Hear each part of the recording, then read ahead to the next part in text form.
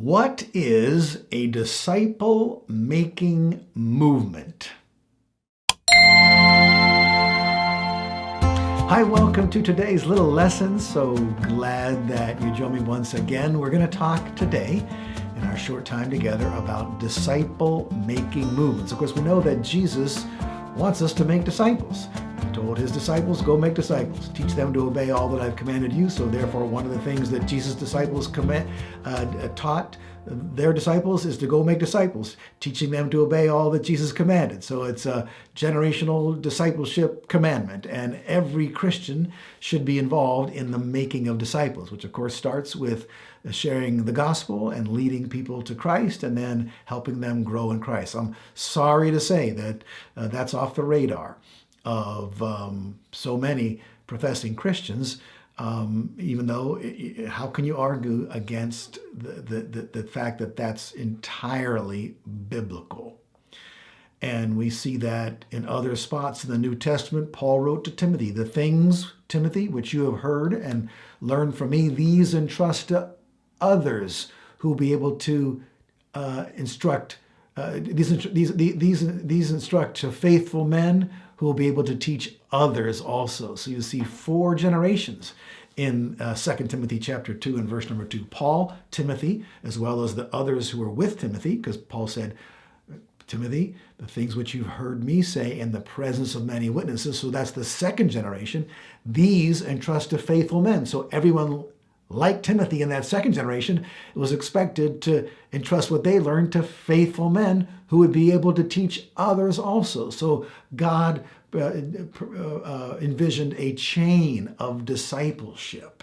And if Christians were not involved in that chain of discipleship, we're out of God's will. Okay, I'm just going to say it plain, frank, and blunt.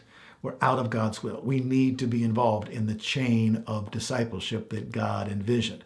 And the problem is that we've got many, ideas that still come to us from the Dark Ages, because we're still coming out of the Dark Ages. One of those Dark Ages ideas is you don't have a right to share anything until you know everything, which is, of course, nonsense on any level and in any other field, of understanding in the world. You don't have to know everything about everything before you can share something with somebody else that you know. If you know anything, you can share it with someone else. Again, even if, we all have limitations. None of us know everything.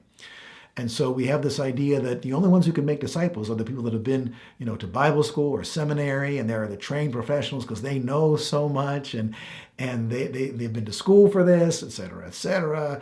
And that's an idea from the Dark Ages. If you're born again, if you believed in Jesus Christ and you know enough to be born again, you know how to lead someone else to Christ.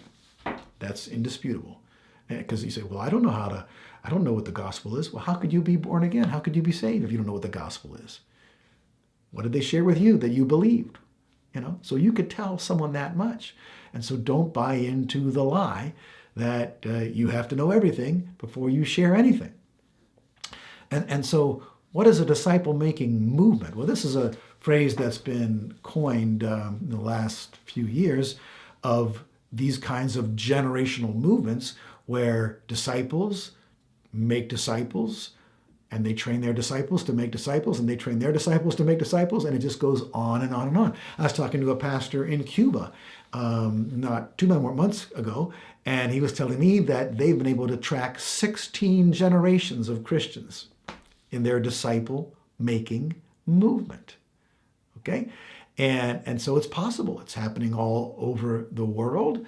Those who are tracking these things closely, I've read their materials and so forth, and they say unequivocally that there's at least, on a fairly significant scale, at least 700 disciple-making movements in the world today. And they're not talking about, just little neighborhood disciple-making movements. They're talking about, larger scale, very regional, and even in some cases national, around the world, disciple-making movements. And here's what we've lost in the West. We've lost the idea that it's everyone's responsibility to be involved in the chain of discipleship. I mean, just ask yourself the question, am I sharing the gospel with anybody? Am I mentoring, teaching, encouraging, admonishing, sharing with any other Christian who I'm at least a little bit ahead of them in the sanctification process, in this process of spiritual growth. And we just have this Dark Ages idea that our job is just to, kind of try to live a fairly clean life, go to church, pay our tithes, and invite our unsaved neighbors to church. And that's where it all ends. Well, think about that a little bit longer, because it's not what the Bible teaches at all. And in the book of Acts, when the early Christians were scattered because of the persecution related to the stoning of Stephen, the Bible clearly says they were scattered everywhere, and everywhere they went, they were sharing or proclaiming the gospel, the good news. How could you keep quiet? How can we keep quiet? Charles Spurgeon said, every true Christian every Christian is either a missionary or an imposter.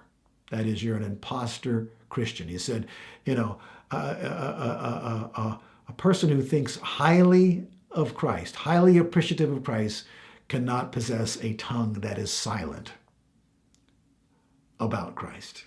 We have to share. And every true Christian senses that within them, do they not? Honestly, throughout our daily lives, when we meet someone or come in contact with someone, we're always thinking, is this person a believer or not? And how can I wiggle Jesus into this conversation? How can I turn this conversation into something meaningful that would lead to perhaps the salvation and the discipleship of this person to whom I'm speaking? Is this person a believer? Do they know the truth, or are they still in darkness? That's a universal feeling amongst Christians. Again, we might have a fear of sharing Christ. We might not be skilled in knowing how to jump, in a conversation, to segue into making it a spiritual conversation. I think usually the best way to do that is to ask a question, ask their opinion about something that's related to spiritual things or Jesus or life after death or something, or start with a compliment and then say, I'd like to repay a favor. Can I tell you something that's very important to me? Or to apologize and say, you know what, there's something I've been wanting to tell you that I just have held back because I'm kind of afraid. And would you mind if we did set a time to get together and we could talk about something that I just think is important? If you could just do me that favor. So just being honest and apologetic and so forth. And that softens hearts, that opens hearts. Okay? All right, so, man, disciple-making movements, they're happening all over the world, and every Christian ought to be a part of a disciple-making movement on some level. All right, thanks for joining me. God bless you. I hope to see you next time.